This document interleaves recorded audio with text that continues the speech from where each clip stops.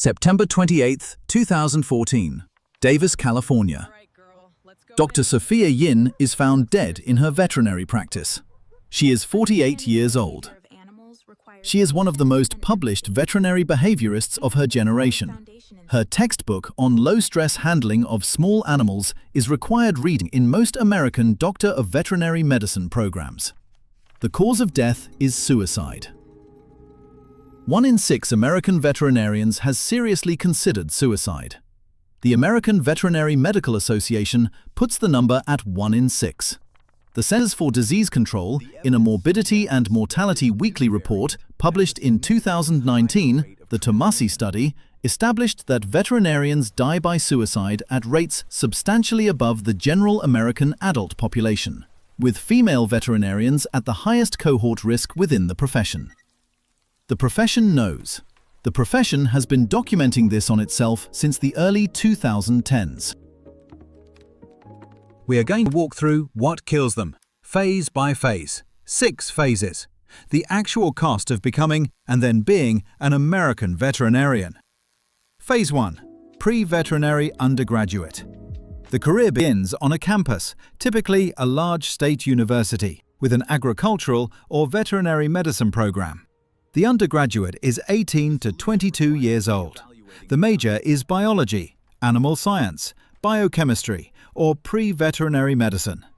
The course load is the same as pre-medical, organic chemistry, biochemistry, physics, physiology, plus animal handling experience hours that the student must accumulate independently.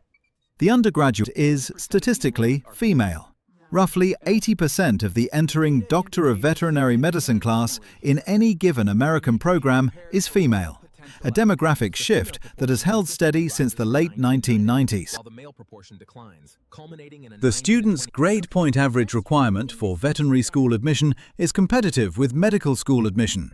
3.5 and above is functionally a floor. The student spends summers and weekends acquiring veterinary clinic experience hours. They scoop runs at boarding kennels. They observe in small animal practices. They volunteer at large animal facilities for the agricultural medicine track. Each hour is recorded and submitted with the eventual school application. The student also begins to accumulate undergraduate debt. The average American undergraduate carries roughly $30,000 in federal student loans on graduation. The pre-vet undergraduate, by definition, has spent 4 years preparing for an entry exam to a graduate program that will multiply that figure by approximately 7. Phase 2. Doctor of Veterinary Medicine School. 4 years. Roughly 32 American programs. Class size between 80 and 150 per cohort. The student is now 23 to 26. Tuition, depending on whether the program is in-state public, out-of-state public, or private, runs between $30,000 and $70,000 per year before living expenses and equipment costs. Total program debt at graduation, per recent AVMA economic reports, averages above $200,000 and exceeds $300,000 for students who attended private or out-of-state programs. Year 1 is anatomy, physiology, biochemistry. The cadaver lab, the first dog, the first horse, the first cat, is the cohort's first encounter with the structural reality of the profession. Most students enter veterinary school because they want to help animals. The cadaver lab requires them to learn the inside of one. The dissociative skill the student begins building here is one the student will rely on for the rest of the career. Years 2 and 3 move into clinical pathology, pharmacology, radiology, and species-specific medicine. The student begins working with live patients in the teaching hospital. The first patient death under their care typically occurs in Year 3. The student writes the chart. The student speaks to the owner. The student leaves the room and finds an empty stall, often, and stays there for 10 minutes. Year 4 is a rotational clinical year. Emergency, surgery, internal medicine, dermatology, dentistry, exotic animal, large animal. The student is functionally a working veterinarian under supervision. The 80-hour clinical week is normal at this stage. The 80-hour weekly cap that human medicine residents now operate under, established by the Accreditation Council for Graduate Medical Education in 2003 after the Libby Zion case, does not apply to veterinary trainees. There is no equivalent federal duty hour structure in veterinary medicine. No federal structure. Graduation. The student is 27. The student has a doctorate of veterinary medicine. The student owes, on average, more than $200,000. The starting salary in small animal general practice is, depending on geography, between $80,000 and $110,000. Phase 3. The internship year. Not every American veterinarian completes an internship. Roughly 20 to 25% of Doctor of Veterinary Medicine graduates pursue a one-year internship in small animal, large animal, or specialty track programs. The internship is the gatekeeping mechanism for residency programs and for board specialization. The salary in a veterinary internship in the United States is, depending on program and geography, between $30,000 and $45,000 per year. This for a graduate carrying more than $200,000 in debt. The internship is 60 to 80-hour weeks. The intern handles the overnight emergency caseload at academic and large private practice hospitals. The intern in their first month performs their first euthanasia. The intern in their first 6 months will perform somewhere between 40 and 80. The intern will be the doctor who walks into the exam room and tells the family that the dog they brought in is not going home. She knows. She has known since the 2nd month, when she started counting them. Listen to the room of a small animal emergency clinic at 11 on a Friday night in October. The phones ring. The technician's voices stay even. The intern's voice stays even. The intern's hands wash and wash and wash. The intern has not eaten since 1 in the afternoon. The intern's spouse, at home, is asleep. The intern's father has called twice today, and the intern has not yet called back. The internship year is 1 year. The associate years that follow are not.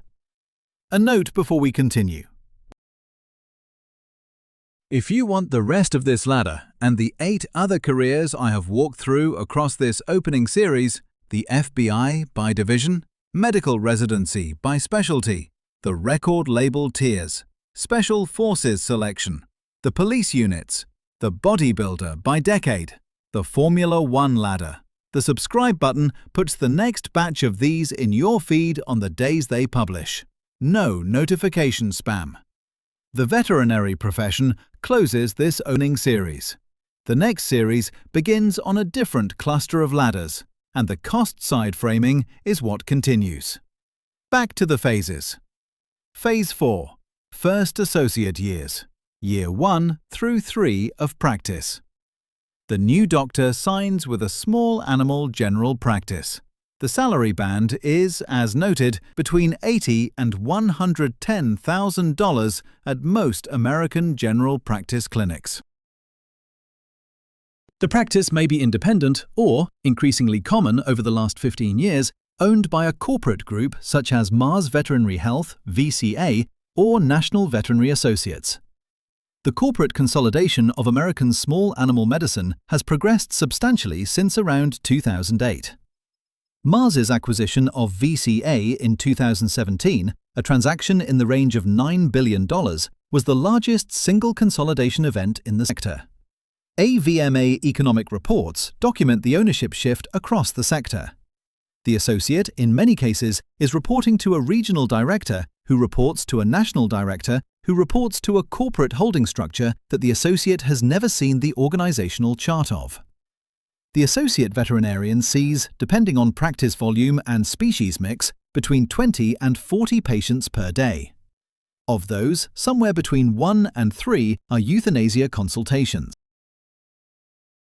The associate is the person who walks into the room with the family, explains the kindest available course, places the catheter, and administers the medication. The first injection sedates the animal. The second injection ends life. The family is typically present for both. The associate stays in the room until the heart stops. The associate steps out, washes their hands, picks up the next chart, and walks into the next examination room. By year 3, the associate has done this somewhere between 500 and 1,000 times. The official term in the published literature is compassion fatigue. The original framework comes from Charles Figley's work in 1995, originally applied to trauma therapists, since extended to veterinary practice across a substantial body of literature in the last 20 years. The mechanism is straightforward and brutal. The practitioner's capacity for empathic engagement is a finite resource. It depletes faster than the practitioner can replenish it under the work conditions the profession structurally imposes. The official label inside the practitioner's own vocabulary by year 3 is one of a small number of professionally permitted words: manageable, sustainable, just the workload. None of those words describes the physiology of carrying 500 to 1,000 deaths in 3 years. The pet owner side of this is, in some sense, also a phase of the practitioner's career. The owner of the 11-year-old retriever, who is the practitioner's third patient on a Wednesday afternoon, leaves the building thinking about the veterinarian for perhaps 10 minutes that evening. The veterinarian carries the room home. Phase 5. Mid-career. Year 3 through 10. The associate, who is now in their early to mid-30s, faces a structural decision. Move into emergency or specialty practice. Higher salary band. Higher load. Higher acute stress. Open or buy into an independent practice. Owner-level debt. Owner-level revenue ceiling. Owner-level personnel issues. Move out of clinical practice entirely into industry, research, public health, or corporate. Diagnostic laboratories, pharmaceutical companies, food safety regulatory agencies.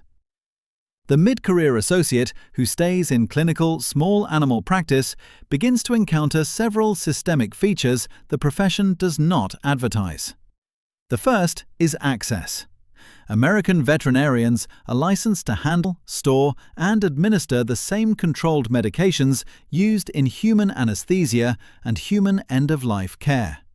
The pharmacy access at the practice is professional, daily, and not seriously monitored at the level of the individual practitioner. The CDC Tomasi study, published in 2019, identified this access as a non-trivial element of the elevated suicide risk in the profession. The American Veterinary Medical Association's well-being studies note the same finding in the years before and after. The second is harassment. Dr. Shirley Koshy, a Bronx veterinarian, died by suicide in early 2014 following a sustained harassment campaign tied to a dispute over a rescued cat. The case was widely reported in the veterinary professional press at the time. The harassment of veterinarians dynamic, particularly online, particularly tied to client disputes over outcomes, has been documented by the Merck Animal Health Veterinary Wellbeing Study as a meaningful element of the occupational stress profile. The third is the financial mismatch.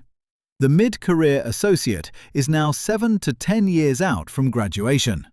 The principal balance on the Doctor of Veterinary Medicine debt has been reduced, depending on income-driven repayment options, by 10 to 20%. The compounding interest has, in many cases, kept the balance roughly equivalent to the graduation figure. The $200,000 debt the practitioner carried out of school is, by year 7, still roughly $200,000. The vocabulary for what the practitioner has been doing for 10 years exists in the published literature. The vocabulary is not the same as having the words for it in your own mouth. Phase 6. Year 10 and after. The cohort. This is the phase the AVMA Wellbeing Studies and the CDC Tomasi study are measuring.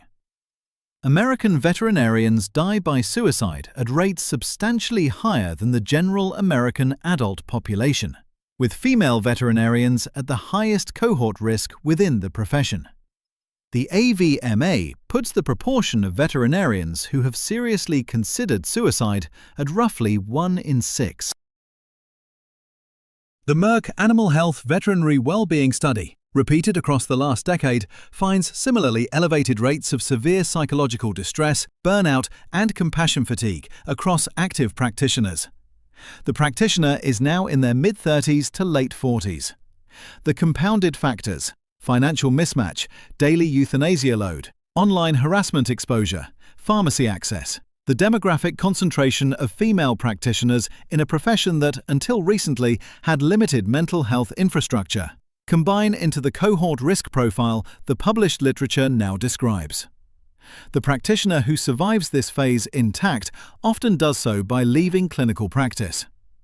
The Doctor of Veterinary Medicine degree is portable into adjacent fields: public health, food safety, regulatory medicine, pharmaceutical research. Many leave. The published association data shows sustained attrition out of clinical practice. The practitioners who stay clinically in small animal general practice, in emergency medicine, in specialty work, are the cohort the studies are tracking. The veterinary profession founded Not One More Vet in 2014, a peer support organization built in the months immediately following Sophia Yin's death. The founders are practicing veterinarians. The organization's stated purpose is to maintain the existence of the practitioners the profession is otherwise structured to consume. The fact that the organization exists and is necessary and is operated by the practitioners themselves is the most honest published statement the profession has yet produced about its own conditions. In my read of it, and I have spent the last several months on the AVMA well-being reports, the CDC Tomasi data, and the published occupational health literature on this profession, the part the general public does not register about veterinary euthanasia, as distinct from human medicine end-of-life work, is the absence of a moral philosophical frame. The human medicine physician operates inside a tradition that has, across centuries, built a vocabulary for the ethics of allowing suffering to end. The veterinary practitioner operates inside the same physiological action, the same drugs, the same dosages, the same heart monitor flatline, without the same vocabulary. The grief is private. The grief is amplified by repetition. The veterinarian carries the room home 500 times in 3 years. Davis, California. The Sophia Yin practice closed after her death. The textbook on low-stress handling is still on the curriculum. The peer support organization founded after her death continues to operate. The veterinarians it supports are the ones still in practice. The phone line stays open.